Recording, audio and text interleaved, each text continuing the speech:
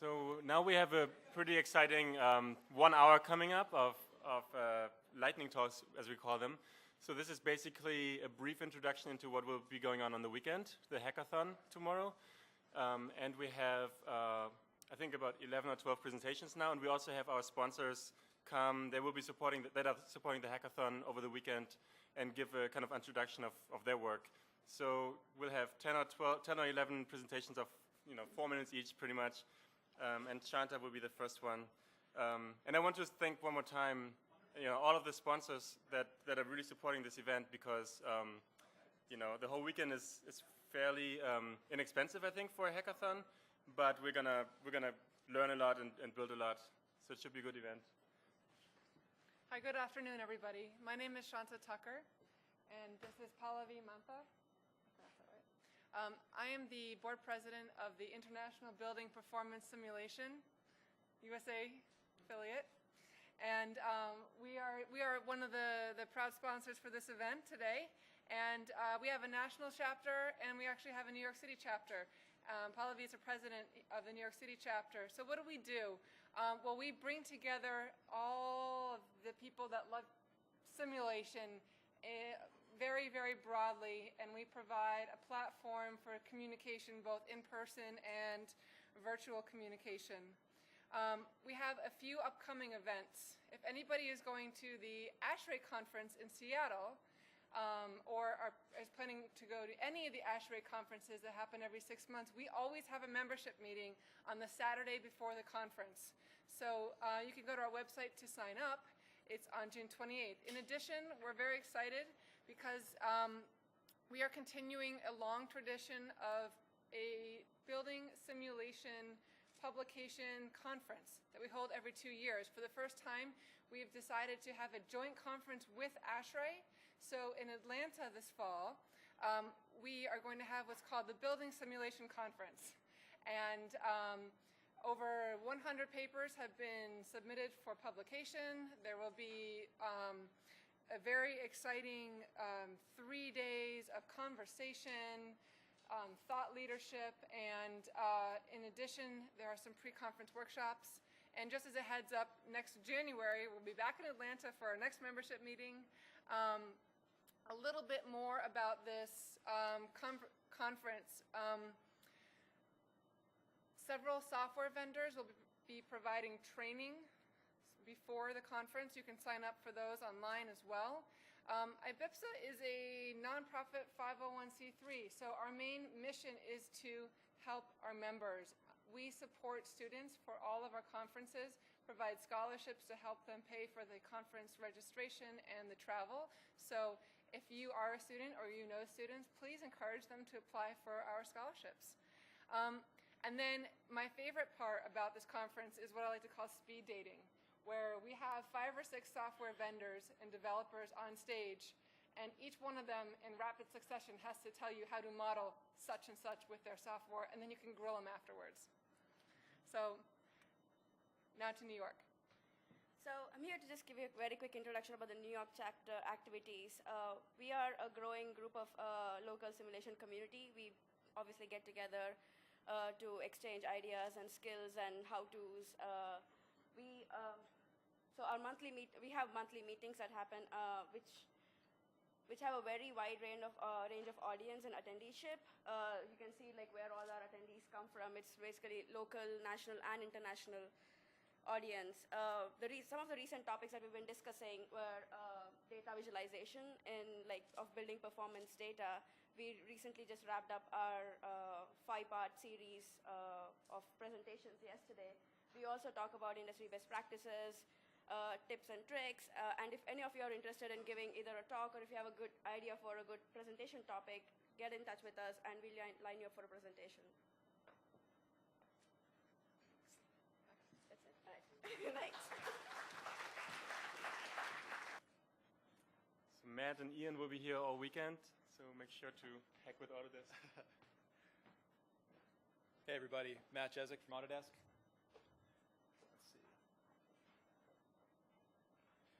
So we have a few people that are going to be attending all weekend for the hackathon and also are around today from Autodesk. what I do inside of the company is I basically run a little startup. That we're not the big Autodesk that does AutoCAD and Revit and everything else. Like, we're the people that build interesting new technologies and web services that you guys can use. So we have one called Dynamo, which a couple of people that have been presenting earlier today have talked about. Basically, it's visual programming combining with BIM. So you take a Revit model and you can hotwire it and you can change it to do with it what you will, integrating analytical capabilities, more geometry capabilities, or dumping that information out to a variety of sources. So this opens up, something that has been considered kind of this walled garden of a Revit model, if you will, to be used more closely in the early design process. So that's something that we're working on, and the cool thing about it is all open source as well. So we're out there literally not every year putting out a release, but every 2 minutes putting out a new release. And we have people that are going to be here that can help you understand this technology and get into it from there. So this is a case of dumping things out to Excel, building a structural model, that type of thing. So the community is a pretty big part to this. So this has been going on for a couple years now, but it's actually growing and getting pretty big. A few people have mentioned other topics around this idea of a package manager, where you can take information that you make and share it really effectively and easily with a larger community back and forth. So you don't have to rewrite something from scratch. So a couple things like that. And then specific to this conversation, we have some other technologies inside of Autodesk that are actually really useful, specifically around simulation and optimization. So you can think about the underlying solvers that might be available in other tools like Revit or Inventor or something else like that. Things like a computational fluid dynamics tool, solar radiation insulation analysis, even having access to climate information. We have a bunch of these things in there, and you can access them not just from the UI, from an application, but from the underlying APIs and the web services as well. So we'll have people around that can help you get into those type of things as well. So really fast. I really like the CFD one. It's a really fast, quick way to get into that type of work. And people are actually using this, around the world now to do optimization for real buildings and writing, PhD thesis around that. Same thing around geometry. So we've got a lot of great geometry tools. We have a whole solid modeling kernel that you can access for this type of thing. So I'm going to keep this relatively short. But there's been a lot of press around this. Daniel Davis was just talking about it. Nathan Miller, you can see on the screen, talks about this stuff a lot, and it's starting to take off. Last thing that we talk about is this idea of community. So even in the city, the CASE guys have been doing a lot of these tools, a lot of workshops and things like that, and also the guys from Moat Lab are around in the city. This is one from back in January timeframe, just to get people into this idea of how can you take computational design ideas and apply them on top of something like Revit. So specifically, there are 2 free workshops coming up this next week at CASE Design's office on Thursday and Friday. So if you're interested, let me know, or my colleague Ian Keogh will be here a little bit later. And that's really the main things we want to get across. So we've got a couple other people around from Autodesk, so introduce yourself. We're not evil. Like, we have, we actually are all architects and engineers basically by training and profession, and we're interested in making new and interesting things with you all. So thanks. And Ian will be hacking a connection between, I believe, between Dynamo and robotic arm tomorrow. So if anybody wants to join that team with him and Brian, feel free. Where's your presentation? Yeah. So the video's up here. Hi everybody, my name is Scott Stelzer and I'm with Saphira. Saphira, it's a little bit difficult to say, but and it took me a couple of weeks, but I did finally get it down, and hopefully you all will as well. Our mission is really to empower designers to deliver on the promise of high-performance buildings. And we recognize that you as designers, let me talk a little bit first about our 250, almost 300 customers globally now. These are big firms, these are small firms, these are architects, and we do have some engineers involved with us as well now.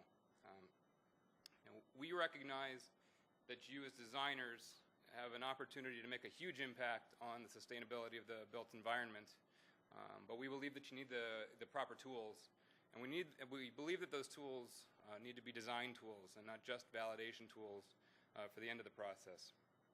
As designers, you're making hundreds of decisions throughout that process. You know, things like orientation, materials, massing, glazing ratios. All of these things can have a huge impact on the performance of a building. They can affect things like the quality of your daylight, of your occupant comfort, of operating costs, et cetera, et cetera, et cetera. And so our goal is to help designers create better designs. As an example here, customers are using these tools in both competitions, and actually just in the past week I've heard 2 stories about people using Saphira to demonstrate their sustainability credentials and winning work using the tools.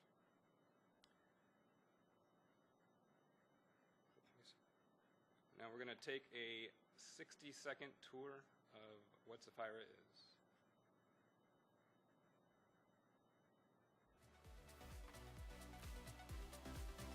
A little dance music.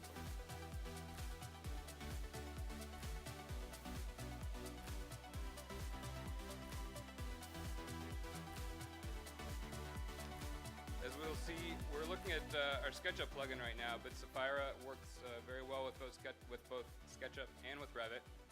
And we'll be here all weekend as well. So if you want to know more, if you want to talk to some folks tomorrow at the Hackathon, we'll be happy to help you out, answer questions, and show you what we're all about.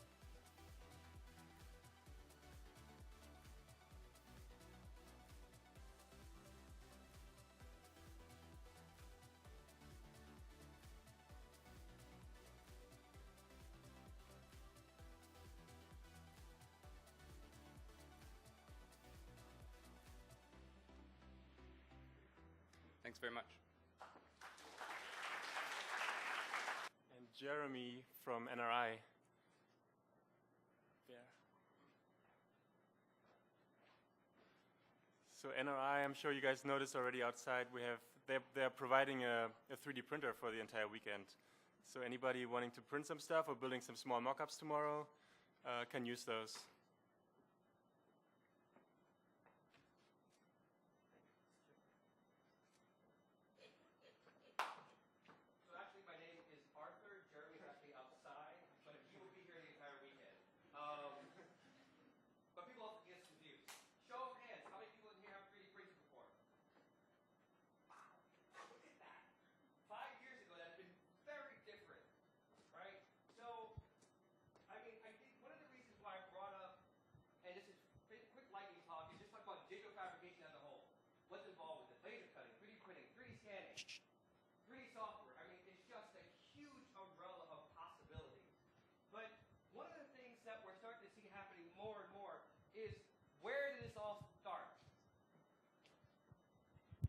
Where did this all start, right? It's going back to the future, back to the past. And we're talking about in the 80s is when this whole technology got started, right? Charles Hall came up with this technology, saw stereolithography, and he's saying, we're going to do layer by layer by layer and see what actually happens when we want to build a geometry. How many of you actually have seen the machines working? Right? I mean, you could just watch it for hours. Like, what is it doing? But it takes hours, right? Everyone asks, why isn't it going faster? When is it going to get cheap, right? There's so many things that, but think about it, back to your college days of when you had to make the balsa and wood foam and the foam core models, like how long that took. Everything, it's always proportionate, right? So when you start to look at just some of the machines that are on the market, the machines that are out, there are hundreds of machines. How many of you have been to Maker Faire? If you had an opportunity, you absolutely should go. It's at the Queens Fair Museum in Queens. And it's just the most fantastic thing. It's like this, just on steroids. There's crayons, there's locksmith, there's all kinds of possibilities. RepRap really, once happened, is the patent expired on the extrusion process. That's the reason why this whole thing has exploded within the past like 5. So the whole RepRap movement then built up to a lot of the commercial desktop machines, which is part of the reason why you see why most of them are happening. So when you start to get to the present and you start to see what's happening with the models that are on the table, all those models were printed in color. They were not painted. It was not dyed. It came out of the machine like that. In the automotive industry, you're starting to see a lot of cars that are implementing this technology in some way, shape, or form. Your steering wheel, perhaps. An air duct. You know, parts of cars are now being made through this. And this, again, this has been in the automotive industry for well over 20 to 25 years. The Irby. This car is actually fully, pretty much 100% 3D printed. And it's a functional model. If you can actually look on YouTube, it's actually driving on the roadways. Now, from a crash test standpoint, who knows if it's going to stand up to mustard, but this is the start of it. In the fashion industry, I'm sure most of you have seen people wearing shoes or glass. Nike, Reebok. These guys are making the cleats for shoes that are actually been done through this technology. You can see here earrings. In this case, this is if any of you are old enough and you remember the Fisher-Price record player, right? You can play the song, it'll generate the 3D printed model, and you can put it on the record player and you can play that music. The DI wire bender, fantastic. You can bend aluminum and steel on some of the models. This lady, she's 83 years old. They took from a CAT scan, and they 3D printed her jaw in metal, titanium, and then put that in her mouth for surgery. Hearing aids, all done through 3D printing now. Or, apropos, really should be called additive manufacturing. But we'll talk about that later. This is great. Recycled milk jugs, bottles. So they use that to then make the boat, and that's 3D printed. Hershey is already using for chocolate. I don't know what or why. They're 3D printing with sugar now. So the possibility this technology is bringing to the forefront is huge. You can 3D print your baby before it's born.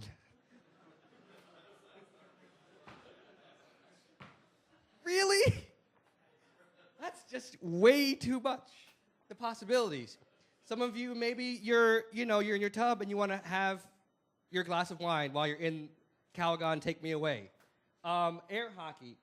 Neri Oxman is great at MIT doing biomimicry 3D printing. Doing it in the art world, just using it for amazing geometric possibilities. 10 and 24. Anyone want to take a guess what that is? 10 houses built in 24 hours in concrete.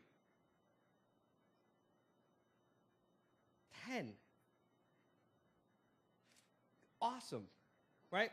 Ceramic 3D printing, right? There's a machine coming to the market this year for $10,000. You still have to bake it afterwards, right? But one of the things that you'll see, as you guys know, complexity is free, right? You're not charged more just because something is more complex or has intricate undercuts, or machine just makes it layer after layer. So as NRI, for the last one, we'll just talk about this last project that we just did for the Toll Brothers, Barry Rice, BBB, and Andrew Bartle for the Hudson project, where they had to build this model, and working with NRI, they're able to walk in and talk to someone. That's the biggest thing I'm a proponent of, is being able to understand the technology, what its capabilities are, what its limitations are, and actually see that this model was made where the middle portion was 3D printed. We still use traditional model making. We 3D print some of the cars and buses. We don't print the trees, and we go from there. Thank you. So basically the idea, just in half a minute, the idea of this hackathon is we have a lot of developers, but we also have a lot of people that maybe don't know programming so well or aren't experts in certain programming languages. And so we have identified a lot of different experts that will just walk around the different teams and support them in realizing what they want to build. Hi, my name is Elchin. I'm an architect and engineer. I work at Thornton Tomasetti as a developer. And here I'd like to talk about open data and building performance. And what is open data? Earlier today we have already discussed. It's not a new notion is been for a while, but it is uprising because of the access of the internet and web.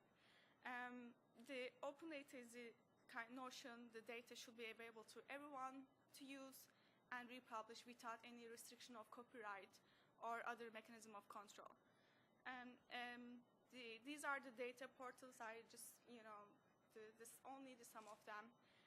But there are also it's uprising the open governmental data, and data.gov and data.gov UK is the open government data initiatives, and there has been publishing over 100,000 of federal, state, and local data, from climate data or to the air quality of the national parks, and from buildings footprints to the census, the information. And in 2012, in NYC, officials also passed the local law 11, which is they have to, the city agencies and the departments will make their data available online to the public use by 2018. So NYC Open Data Portal right now is 1,100 raw data sets available and still growing. And other cities and the local governments also following that moment. And why should interest us? I think it's important to unveil not obvious patterns, to analyze and understand better the physical environment we live in, and to respond to serve the society we belong better and faster. And this is, I think, the building and data are interchangeable things. This is, I want to show you why, what I mean. And we are going to, starting with the geospatial data sets, we are going to import this and draw into parametric modeling environments such as Rhino and Grasshopper. And we're going to look at the specific the feature or elements, and we were able to visualize it. Or we can analyze and optimize by using the other parametric environmental and structural tools. And we can either convert in a different data sets. And the other scenario could be that we can bind the two data sets by using the unique feature. And we were going to basically follow the same workflow. And I'd like to show you some use cases here. That's I have been developing a custom Grasshopper component called It's a GIS tool for Grasshopper. It's to retrieve, query, and visualize, interact with the geospatial data. And I would like to share a few use cases here. And this is the first example I give it with the workflow, is the data visualization. We are just reading the geospatial data, which is the shape, the SHP data format, and we are visualize the unique or specific features.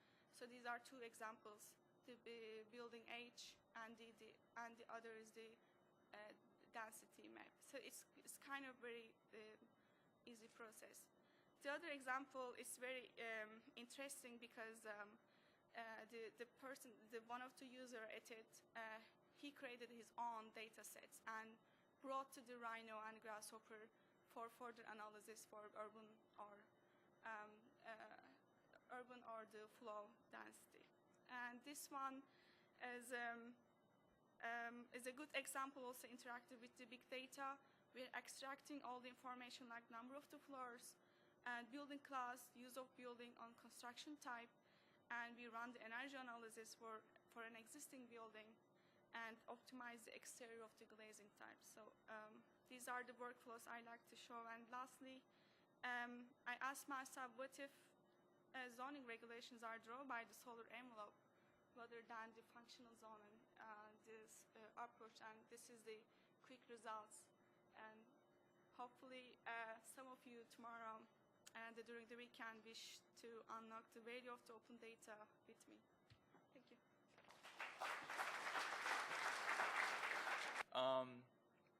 So my name is Josh Wentz.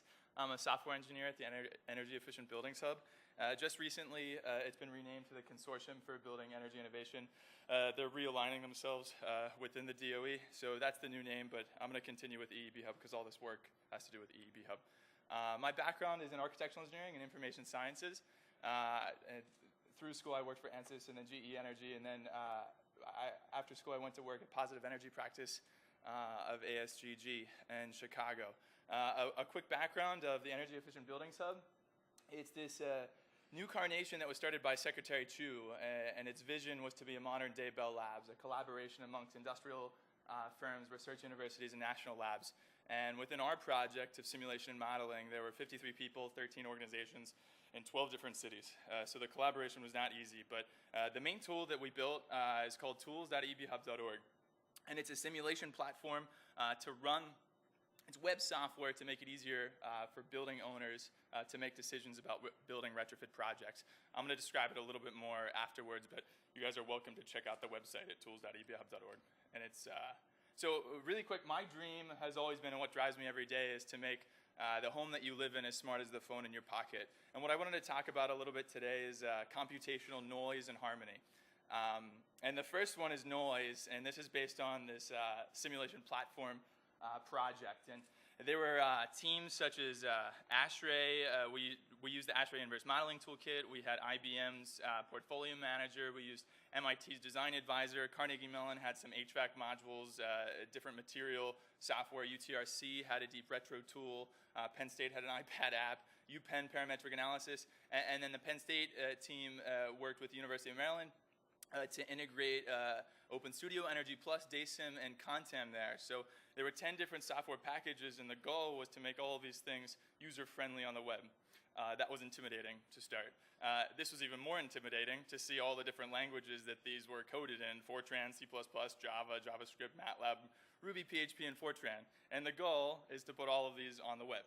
So this is the software integration diagram. It's a mess. And this is what I mean by computational noise. It's a mess of what we had to do to integrate all these different things and the different data objects that we had to customly write for middleware or use to run some of these engines. I want to bring up some of the AEC preferences because engineers love C++, architects love Python right now. Some of the back-end developers at NREL love Ruby, and all the front-end developers love JavaScript because that's your only choice within the browser. Every single browser only runs with a JavaScript document object model on the back. And I want to bring this up because this is what drives me, this noise. This is really the noise that's limiting this idea of a smart home, where the hardware that's coded today, whether it be an iPhone or Android, is coded in Objective-C and Java. If you want to code in the browser, you need JavaScript. You want to code on the server, you need Python, PHP, Ruby. There are many others. These are just a few. Databases, you have SQL or NoSQL options, 3D, C++, OpenGL being the framework. So if you're one company and you want to build some type of smart home, you need either an expert in all of these or one person for each of them. And that one person that would be an expert in all of them only has so much bandwidth within the day. So I want to bring an analogy of musical harmony because I think at the beginning of time, music was published in so many different ways. And then over time, there became this consistency of a language of staff music that's functional, beautiful, and consistent across all instruments in the entire world. I think over time, computers will get there, and we're getting closer today. So the harmony that I want to bring it up is around JavaScript, because today, hardware, browser, server, database, and 3D can all be written in JavaScript. And I'll be the biggest proponent of that throughout the hackathon this weekend. We had one language is JavaScript. These are some of the object differences. The only thing it's not right now is beautiful. It's really a mess using JavaScript if anybody's coded in it. It's a little bit better than some compilation. As an interpreted language, it's a little bit easier to jump on as a beginner, but it's still not, nowhere near staff music. So I brought that up because we did this within the Energy Efficient Buildings Hub since the beginning of this year. We moved some of that mess. And our prototype was actually using NREL, their Open Studio software development kit, to work with Energy Plus and Radiance. How we were doing it is on the front end browser, we were using JavaScript to pre-fill different forms, and then we would post that to a PHP, And that PHP would then run through an Ubuntu Linux through Ruby, because that's what NREL has supported since the very beginning because of SketchUp. We made the migration over the past few months completely to JavaScript, because previously no one person on our team really understood all of these things. JavaScript, PHP, Ruby, it's like speaking French, German, English. Nobody really understood the holistic piece. But since we converted, and you can bring that up at node.eebhub.org.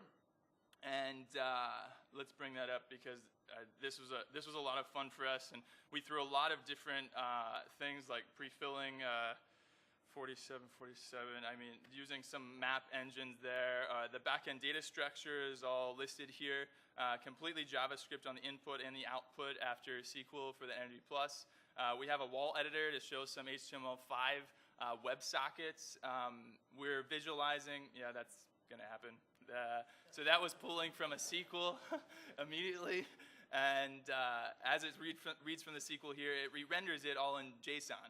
And we also used Node's Express framework, so you can see all of your Energy Plus files that you're used to all right here within your browser, including the standard out and such. So what I mean by computational harmony, I mean one language, one object.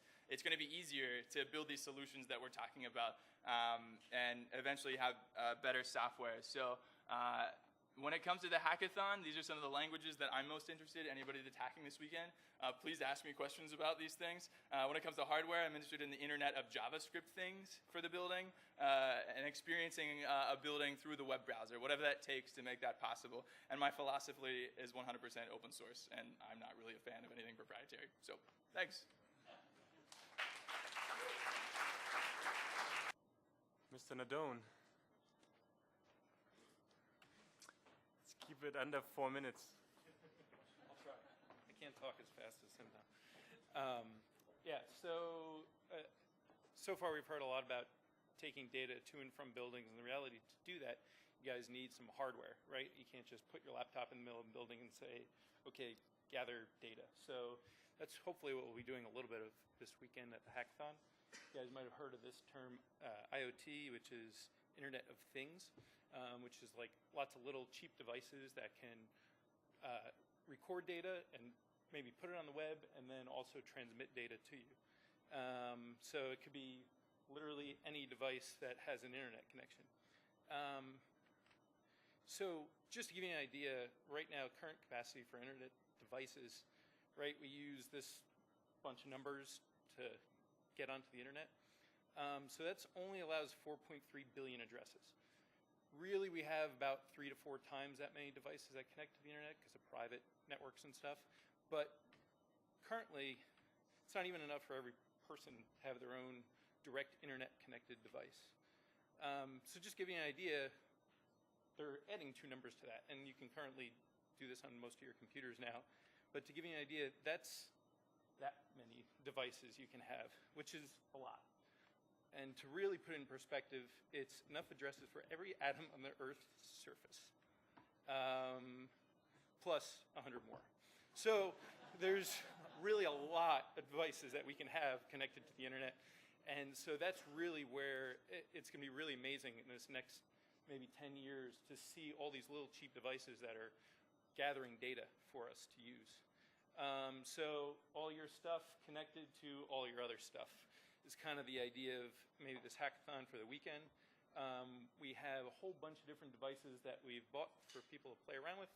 Arduino is one of those, nice and open source and inexpensive, along with pretty much every type of sensor that you would put in a building, plus some others, light and temperature and distance sensors and all sorts of other things. We're going to try to move that data to a cloud storage. There's a couple I have in mind, but feel free to bring your ideas. Totally open to that. And then what that output is, it could be something you harness into your computer, a web browser, or even some other device that reacts to all this data and information. So we'll have a bunch of hardware and software, and ask me any questions you like after the break.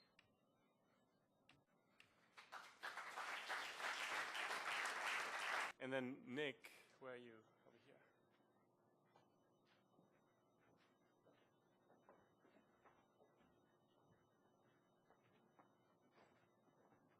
Okay, so the three of us are from the Open Studio team. We're all going to be part of the hackathon. I'm Kyle. I focus on, first of all, I should say, if you're not familiar with what Open Studio is all about, it's an energy modeling tool, and it's a software API to make it easier to do energy modeling. So it sits on top of the Energy Plus engine and on top of Radiance, and our goal is to make things easier for people that aren't so familiar with whole building simulation. So I'm Kyle. My expertise is mostly down in the HVAC part of that modeling. This is Nick Long. So yeah, I'm Nick Long. I'll be talking about Open Studio a little bit later at 4 o'clock supposedly, so you'll get more understanding of what it is. My interest of modeling in general is the website. So I do a lot of web development. Could be Ruby, JRuby, Ruby on Rails, everything that Josh Wentz just mentioned that they went away from. We've also had conversations on what that looks like in the new world of Node. So we're interested in Node, we're interested in 3JS, WebGL, things like that. So, oh, and I like R statistics package. If anyone does R analysis, got one woo, yeah. That is my other bailiwick. I really enjoy that language.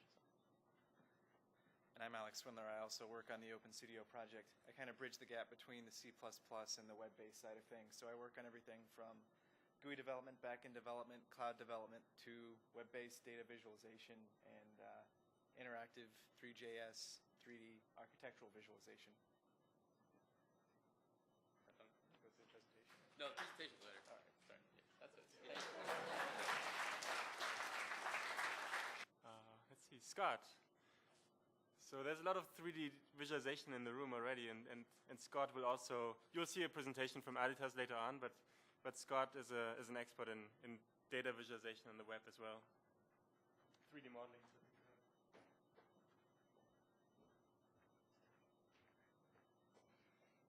Hi, I'm Scott Ewert. I'm a software developer at Audit Oz. I'm not going to go into too much detail about Audit Oz because Deepak Atresh, the founder, is going to be talking a little bit later more about what we do. But I'll tell you a little bit about kind of what I'm excited about and why I'm excited to be working at Audit Oz on the stuff we're doing. So I'm a software developer, but I have a background in architecture.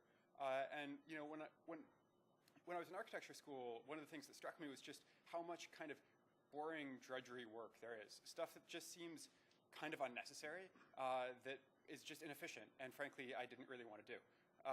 And so I see design automation as a way to kind of really change the role and practice of architecture to really distill it down to the really high value, creative problem solving, and frankly, the fun parts of architectural design. There are a lot of decisions, a lot of stuff that happens as you're going kind of from an initial concept and high-level priorities for a design to a fully realized building, a lot of work that humans do that machines would a little bit be better suited to do. Stuff that is just small-scale decisions that aren't necessarily that important, or just a lot of communication, a lot of describing the design idea and intent in different ways to different people, and it takes a long time. And we have just this sort of overload. I'm going to try to kind of burn through some of this stuff really quickly. A lot of the stuff, machines are much better at examining a huge solution space and coming up with a really good, good options and kind of refining the amount of decisions that designers have to make. And it lets you spend more time at this sort of higher level of abstraction. And so you can spend more time in that sort of sketching, prototyping space and phase of the design and explore different options, consider much more drastically different ideas for a building.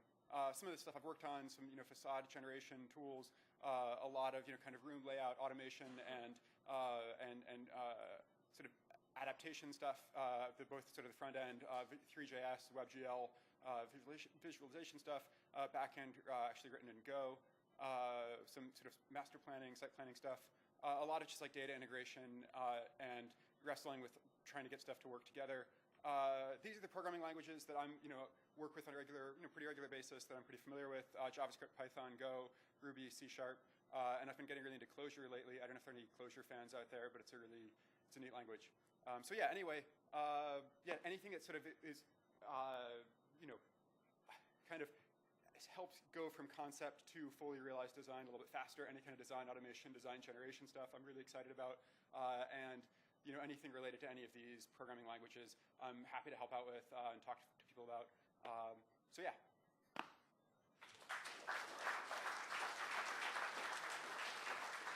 Theo is our special guest from San Francisco.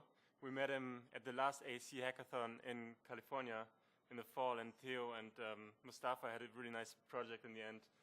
And so we had to convince him at first to come, but then he remembered that his daughters live here, so it was very easy actually No, she's part of the design week as well. She'll be here tomorrow. My daughter will be here tomorrow. Oh, yeah? If you see a 6'2" young lady riding a cargo scooter.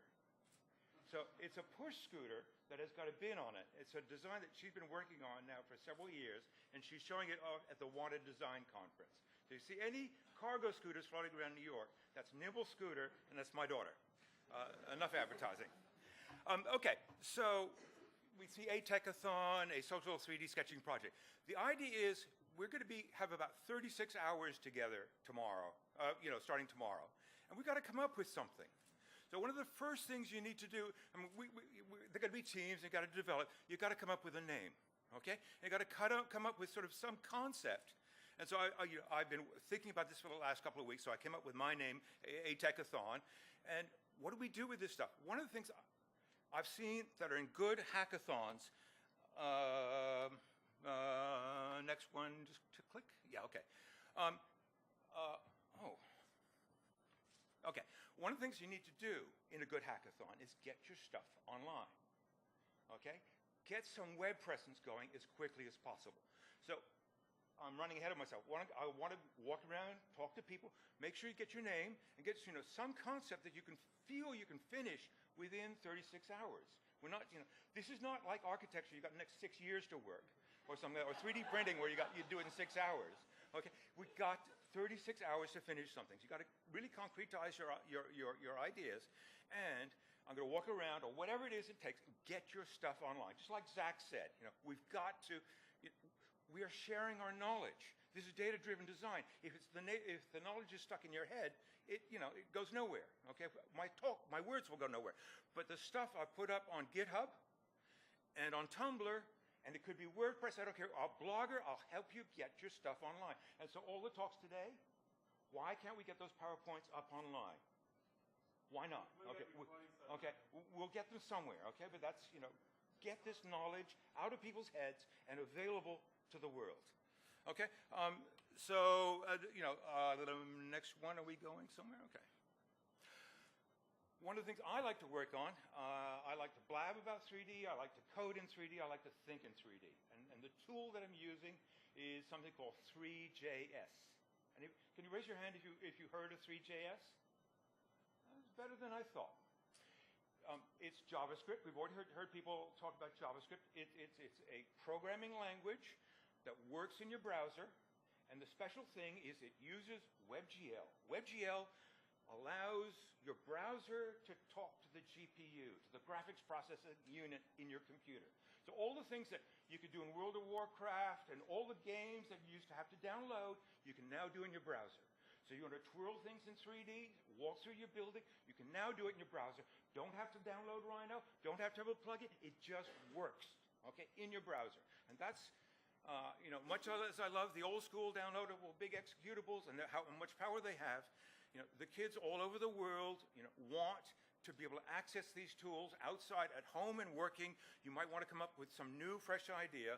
Okay, so I'm using JavaScript, and I want to, anybody who say, an architect who's a little bit afraid of using some of these new tools, if you have a browser, you have a computer with your browser, if you've got a text editor, I'm going to show you how to use 3JS. And if you know a little bit of JavaScript, that's all I want. If you can do follow the two sides of an equal sign. If you can do if then, if x less than 5, do this. And if you can do for I equals 1 to 20, print this. If you can do those few things, then I'm going to give you the, cheat sheets and other little, just files that you can go and edit stuff. And what I want to see, what I would really like to see is, okay, I want to get some sketches going. I'd like to see, can we sketch online? Can we think? And instead of having to use a tool and moving wires around boxes, can we get stuff up in 3D? And can we look at it? And if we did do that, so I was thinking, can we make a gathering place? So I want lots of people to make lots of little crazy designs, and then we put them up on the web. So I built this little sort of stupid land thing. No, I don't want to go there. Okay, there it is. Okay, this is a little place where it just uses the Google Maps strategy. You give the thing the right name, and bingo, it shows up on the map.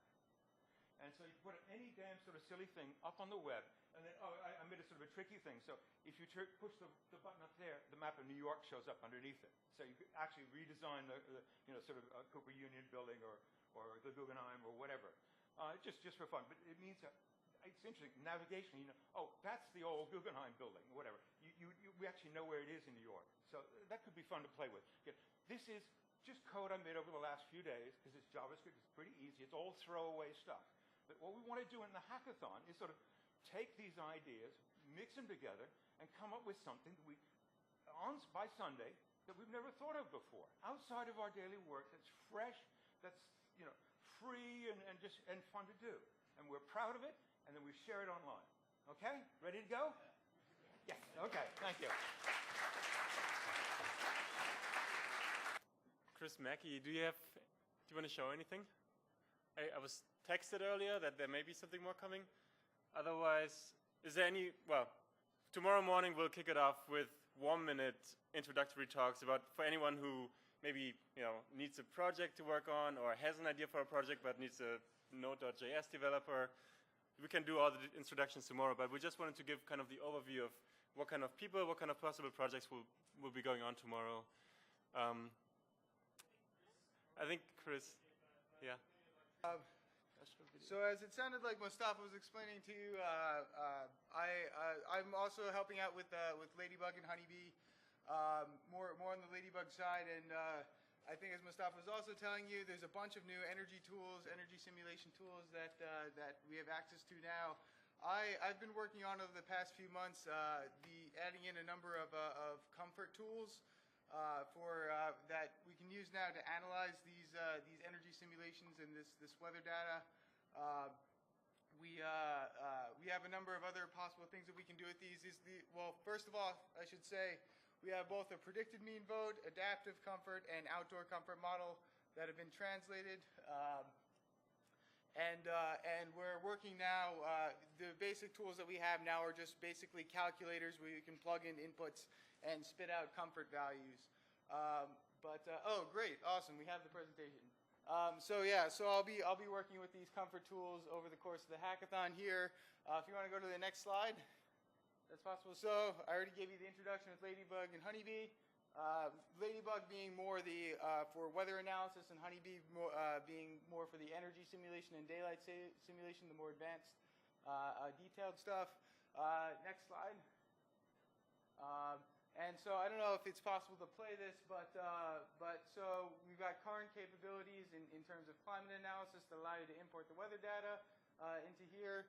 I guess it's probably, maybe it's not playable as these PowerPoint videos tend to be, but I mean there are basically we can bring in here we go, bring in the temperature simply by hooking up the weather data there, and also do a number of other things like plotting sun paths. And doing more detailed analysis. You're seeing the temperature there. You can just go to the next slide, just to speed things up.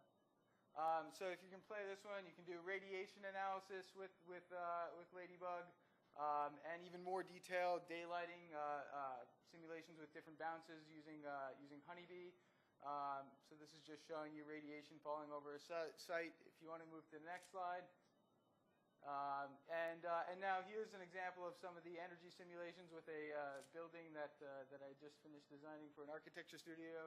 But if you play that, this might be a kind of long one, but it shows at least the type of interface that the Honeybee components work in. And it's as a system of components, they can be recombined, and we can do all sorts of interesting things with these as grasshopper components. That we might not be able to do otherwise in a more structured setting. So that you can see it's been translated to an energy model where they're being color-coded based on walls, windows, glazing. And then you have this sort of setup of the components to make the model there that you can simply click and then run your simulation that pops up there. So if you want to move to the next slide.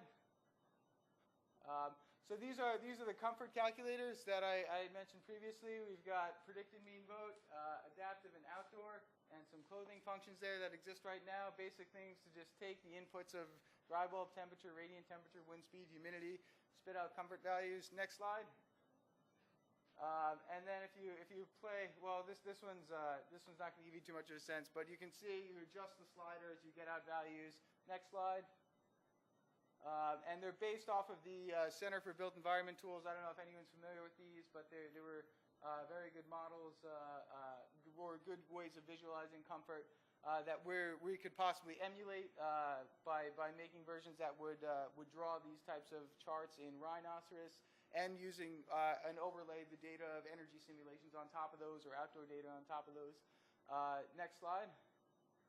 And these are just some proposed tools that, I mean, these aren't finished yet, but you can see there's one of them is a psychrometric chart, another is an adaptive chart. We got a biometric chart, radiation adjuster based on, or something that will adjust the mean radiant temperature based on radiation. And there are a bunch of other things here. I had meant to add a list of these, but we can do things now like mapping comfort over energy, over an entire building in energy zones. As well as a number of other things. We can evaluate shading in terms of comfort with these tools, and I'm interested in exploring these possibilities over the hackathon. Thank you.